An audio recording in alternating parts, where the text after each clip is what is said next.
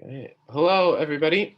Today, I will be taking you through a research proposal that I have for a study that I would like to do. I basically started with the question why weight training every day would lead to overtraining compared to just 3 to 5 days a week in young male athletes. So basically, I chose young male athletes because I was a young male athlete who saw the negative effects of overtraining. So let's dive right in. The specific aims of this study, number one, was to reduce overtraining because negative overtraining can have negative effects such as fatigue, insomnia, injuries, and even immune system failure. I've known people who have trained every single day for so long that they started to get sick, really sick, and it was just their bodies telling them, hey, you have to stop, you have to take a break, and eventually they did. Um, but that's kind of the worst of it. We want to increase performance. So, proper volume programs will increase performance, and that is so huge. And we want that to happen instead of the negative effects of overtraining. Next one is to reduce injury. Overtraining can have serious negative effects on your performance, and in the worst case, even lead to injury. I personally tore my ACL my junior year of football, and I believe it was mainly from overtraining. Our football team was, going hard every single day in practice, and I was also lifting weights almost every single day. And I think that just led to this overtraining injury, and my body just kind of gave out. Over here, show some other effects, negative effects of overtraining, lack of focus, chronic muscle soreness, sleep problems. All of these just compound and compound, and they are not good for your body at all.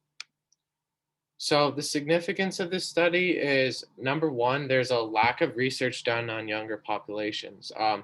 There's plenty of research done on professional sports overtraining, Olympic athlete overtraining, but in the high school and middle school levels, not nearly as much. And I think that's because people don't think it's quite as important or it's a little harder to do. But I believe it's very important. And just because they're younger doesn't mean they shouldn't have, research done on it to help them out too. Um, and overtraining with young will hurt you later on in life.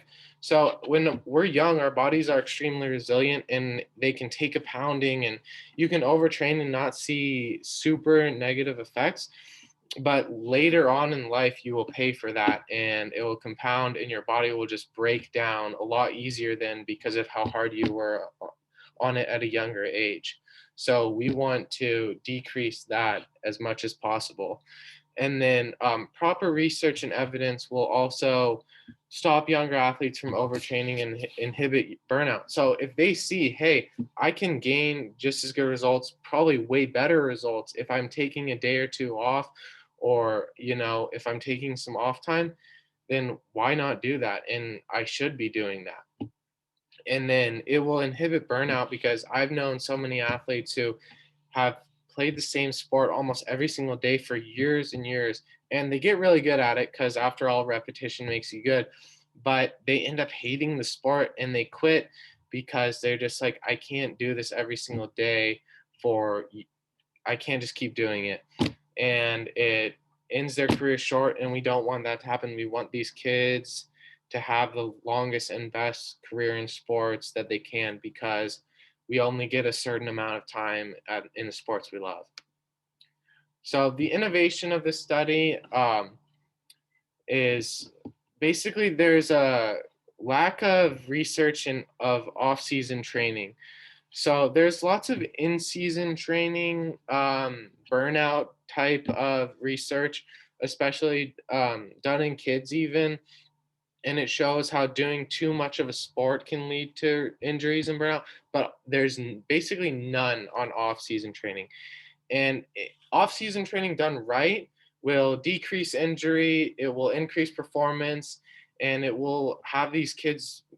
It will help them have better careers and better, athletic performance, which is what we want.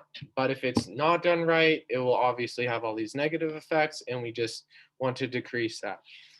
I think it will show the importance and need for strength coaches at lower levels. I'm a big proprietor of having strength coaches at the high school and even middle school level if possible, because these kids need correct programs, because without them, they're just going to be, hurting themselves or wasting their time, basically. And so if we can get strength coaches at lower levels, it will help out a ton. I think it will also show the negatives of overtraining, but also the positives of correct programming. So, like I already said, um, correct programming in the off seasons can lead to you reaching your highest potential, which, after all, is what we want to see in these young athletes and athletes of all kinds. So the approach will basically be a randomized experimental design with 3 groups. The recruitment will be convenient sampling of hopefully one high school football team. There will be 3 groups. We'll start with 12 high school players between the ages of 15 and 17, hopefully with around 1 year of weightlifting experience, but not too much more than that, because then the performance gains are a lot harder to gauge when you have a lot of years of experience. So group one will strength train 3 days a week, and they will be doing 3 full body workouts a week. Group two will be doing 4 days a week on an upper lower split. So 1 day upper body, 2 day lower body, third day upper body, fourth day lower body. And then group three will be lifting every day, 7 days a week, on a push pull legs consecutive split. And they will be doing this for 6 weeks, which should show definitely an increase or decrease or no results in strength. The main measurement will be a 1 rep max of bench press, barbell bench press, as you see in the picture, deadlift, and back squat before and after the intervention. So basically, those are the 3 main lifts that gauge your strength and are known in the strength world as the best measurement of your overall strength. We will use a one-way ANOVA test to measure the differences, and also a scatter plot. So there will be, colors from each group, and I believe we will see groups 1 and 2 in the increased performance at the top of the graph, and then the third group will probably be no performance or possibly even a decrease in performance. So there are some problems that can happen with this study. Mainly, there's lots of factors that affect strength performance that we can't completely control. So diet, sleep, and overall stress. We will give a loose diet and sleeping schedule that we will hope the kids will follow, but we're not following them around at all times, and we can't assure that they're doing that.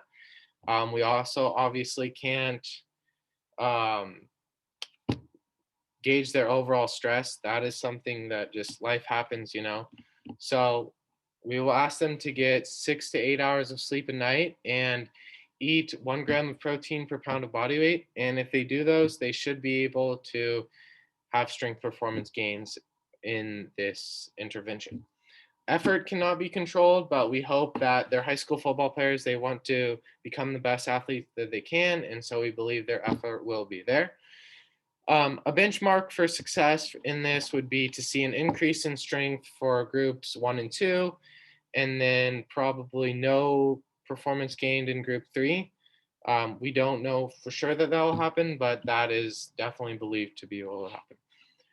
I think there will also be an important performance gap, like I just talked about in the results, just showing that you gain more performance with an off day or two than just training every single day. And here are my references for this, and that is basically it. Thank you guys.